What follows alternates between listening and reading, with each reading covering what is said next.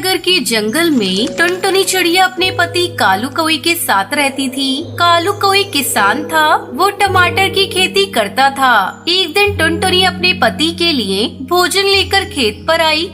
ओ रानी के बापू, मैं आपके लिए भोजन लेकर आई हूँ, जल्दी से आकर खा लो, नहीं तो भोजन ठंडा हो जाएगा। अभी आया भाग्यवान, पौधे में पानी डाल रहा हूँ। ठीक से पानी नहीं डाला तो पौधे सूख जाएंगे। तब तक आप लोग कमेंट में बताएं 132 - 10 कितने होते हैं। थोड़ी देर बाद कालू कौवा पौधे में पानी डालकर आता है और भोजन करने लगता है। तभी एक व्यापारी उसके खेत पर टमाटर खरीदने आता है। कालू भोजन करके व्यापारी को टमाटर देता है। ये क्या साहब, ये पैसे तो बहुत कम है। साहब, इतने कम रुपए में तो मेरी लागत भी नहीं आएगी। भाई, मैं तो तुम्हें इतने ही पैसे दूंगा। अगर तुम्हें ज्यादा पैसे चाहिए तो तुम दूसरे व्यापारी को अपने टमाटर बेच दो। ठीक है साहब, आप जो दाम देंगे मुझे मंजूर है। व्यापारी टमाटर लेकर वहाँ से चला जाता है। कालू को वो सारे पैसे टुनटुनी चिड़िया को दे देता है। ये तो बहुत कम पैसे हैं जी, क्या करूँ?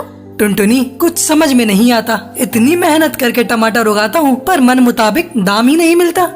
मेरी बात मानो, अब से व्यापारी को टमाटर बेचना बंद करो। खुद से अपने टमाटर को बाजार में ले जाकर बेचो, इससे हमें ज्यादा मुनाफा होगा। अगर मैं टमाटर बेचने बाजार चला जाऊंगा तो खेत की देखभाल कौन करेगा? और अगर अच्छी देखभाल नहीं होगी फसल सूख जाएगी। तुम खेत की चिंता क्यों करते हो जी? मैं और रानी बेटी है ना, हम दोनों मिलकर खेत की अच्छी तरह से देखभाल करेंगे। अब तो अपनी रानी बेटी भी बड़ी हो गई है, हम दोनों अच्छे से सारा काम कर लेंगे। शाम हो गई है, चलो घर चलते हैं। 2-3 दिन बाद कालू अपने खेत से टमाटर तोड़ता है और एक ठेले पर रखकर उसे बाजार में बेचने जाता है।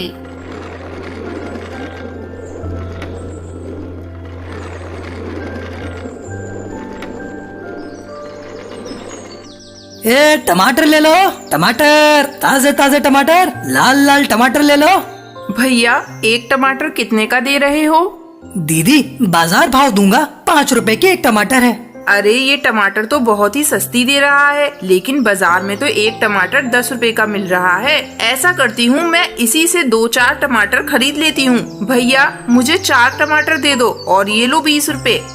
शाम होते होते कालू के सारे टमाटर बिक जाते हैं। आज उसे टमाटर की अच्छी कीमत मिली थी। वो घर आता है और अपनी बेटी को अपने पास बुलाता है। रानी, देख मैं तेरे लिए क्या लेकर आया हूँ। तुझे जलेबियाँ बहुत पसंद है ना, ले इसे खा।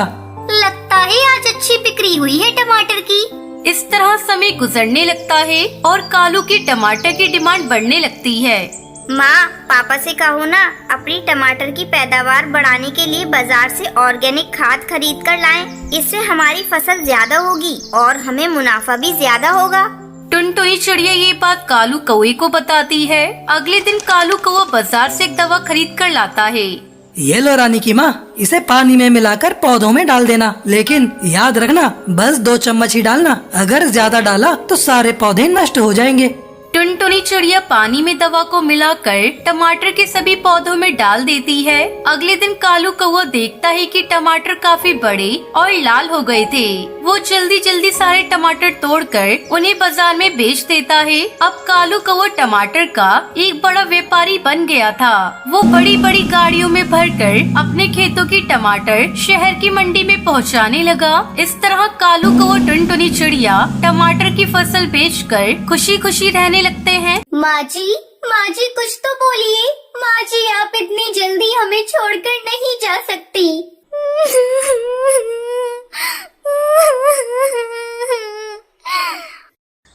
बहुत समय पहले अफ्रीका के जंगल में टूनी चिड़िया अपनी 2 बहुओं के साथ रहती थी। कुछ दिनों से उसकी तबीयत खराब चल रही थी। वो अपने दोनों बेटे और बहुओं को अपने पास बुलाती है।